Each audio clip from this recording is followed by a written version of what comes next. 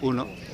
Daniele Giordano, segretario della CGIL metropolitana di Venezia. Il sindacato si è mobilitato insieme al mondo del lavoro, le categorie produttive, a Eraclea per dire cosa? Per dire che la legalità per noi è una condizione fondamentale per lo sviluppo economico di questo territorio, per tutelare il lavoro, per tutelare tutte le imprese e le attività economiche. Noi riteniamo che il tema della legalità e la lotta contro tutte le mafie sia la precondizione per lo sviluppo di questo territorio. Per cui da qui lanciamo questo messaggio unitario, condiviso tra tutte le forze sociali. Senza legalità e trasparenza non c'è futuro per il nostro territorio e siamo convinti che su questo fronte si possa continuare a lavorare per costruire sempre di più politiche comuni e intese che favoriscono lo sviluppo di qualità dell'area metropolitana veneziana. Il lavoro, le categorie, manca forse una parte della politica. Che messaggio vuole lanciare alla sindaco di Eraclea che non ha voluto aderire? Noi abbiamo incluso tutti, questa manifestazione non è contro i cittadini di Eraclea o contro la sua amministrazione, ci dispiacciono ovviamente le assenze, speriamo che ci saranno altre occasioni perché il dialogo per noi è l'elemento fondamentale per fare una battaglia culturale insieme, comune, che non nega più questo fenomeno e lo contrasta con tutte le forze.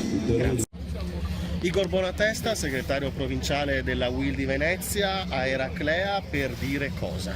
Noi siamo qui per far sentire alla cittadinanza, ma a tutto il Veneto orientale, quanto non solo CGIL, CISL e UIL, ma tutte le organizzazioni, le associazioni, anche datoriali, sono vicine alla cittadinanza, vicine alle persone, per far sentire come il tema della legalità è un tema fondamentale in questo territorio. Nella legalità si lavora bene, nella legalità si cresce, nella legalità si garantisce la vita e la serenità delle persone.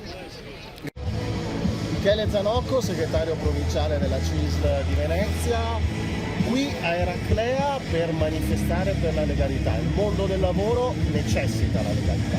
Assolutamente sì, non solo il mondo del lavoro ma tutti i cittadini di un paese hanno bisogno di legalità. In Veneto non si immaginava che questo potesse esserci, ma le storie degli ultimi anni ci dimostrano che i problemi di corruzione e di illegalità sono presenti anche da noi.